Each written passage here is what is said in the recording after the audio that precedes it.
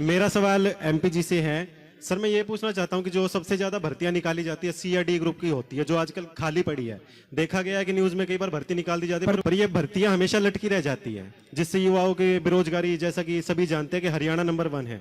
तो मैं पूछना चाहता हूँ कि जैसे ही आपकी सरकार आएगी, आपकी सरकार का इसके बारे में क्या विचार है कि सी और डी ग्रुप की जो भर्ती है सिर्फ एक, जैसे कहते हैं कि लॉलीपॉप के तरीके से दिखा दिया जाता है, युवा तैयारी करते हैं परंतु उनकी भर्ती पूरी नहीं हो पाती है। तो इसके बारे में आपके क्या विचार? ये बहुत ही अच्छा सवाल आपने पूछा कि हम भर्तियों को लेकर क्या करेंगे हरियाणा में।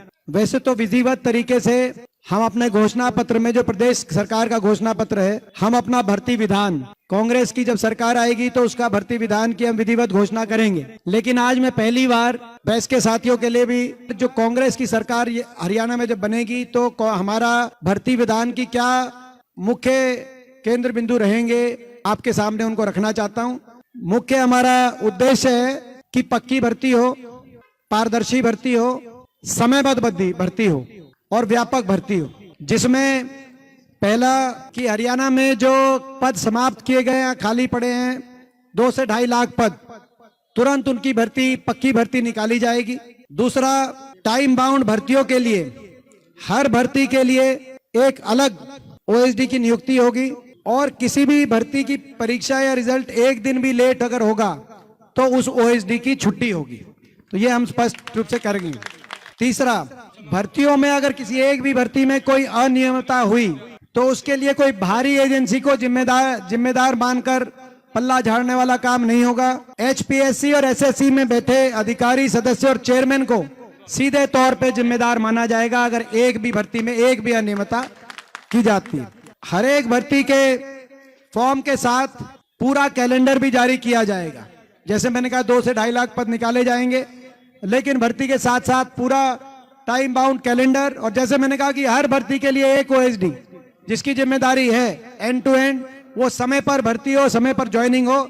एक दिन भी लेट होगी तो उस पर कार्रवाई की जाएगी और कैलेंडर साथ में जारी किया जाएगा। और किसी भी तरह की गड़बड़ी रोकने के लिए एक अलग से कमेटी बनाई जाएगी, जिस कमेटी में के माध्यम से भर्ती संबंधित शिकायतों के लिए टेलीफोन नंबर 24 घंटे वो टेलीफोन नंबर उपलब्ध रहेगा। सभी नौजवानों को कभी भी वो टेलीफोन पे अपनी सारी बात बता सकते हैं ताकि उनका निदान किया जाए। इसके साथ साथ जो ग्रुप सी और डी में जो इंटरव्यू समाप्त हुए हैं, उनका उसकी शुरुआत हमारे समय ही में हुई थी। भाजपा ने उस बात को कहा कि हमने क्या, लेकिन हमारी भी जो आखिरी भर्ती आती, जैसे जेबीटी की भर्ती थी, 14,000 जेबीटी लगे थे, उसमें इंटरव्यू के ज्यादा नंबर नहीं थे, तो वो शुरुआत उस समय हुई थी। लेकिन हम उस बात को, क्रम को जारी रखेंगे, कोई इंटरव्यू नंबर ना हो ताकि पारदर्शिता में कोई कमी ना हो। और साथ में जो ग्रुप 1 और 2 में वो जो इंटरव्यू की जो आज परिस्थिति है, उसमें भी पूर्ण विचार किया जाएगा कि उसमें कम से कम सब्जेक्टिवनेस कैसे आए ताकि पारदर्शिता का पूरा ख्याल रखा जाए।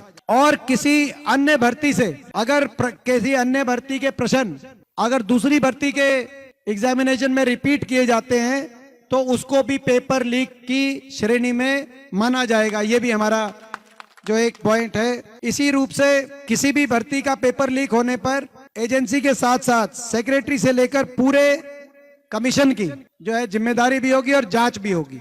ये भी हम साथ साथ कहना चाहते हैं।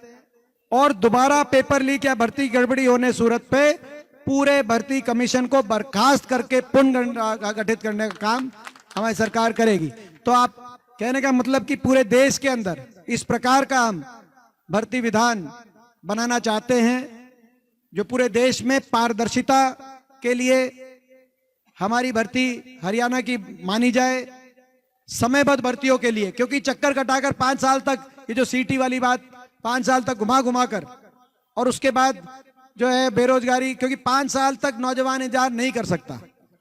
तो समयबद्ध, पारदर्शी और व्यापक भर्ती, ये इस उद्देश्य के साथ हम ये अपना भर्ती विधान अपने घोषणा पत्र के माध्यम से विधिवत रूप से हम लेके आएंगे। आज मैंने कुछ मुख्य बिंदुओं आपके साथ पहली बार उनको शेयर किया है, लेकिन आप लोगों में से अगर किसी को इस पे कुछ और सुझाव देना है, इसको और अच्छी तरीके से हम कैसे लेके आएं, तो आप वो सुझाव आप देते रहें ताकि हम उन सुझावों को भी अपने घोषणा पत्र में शामिल करें।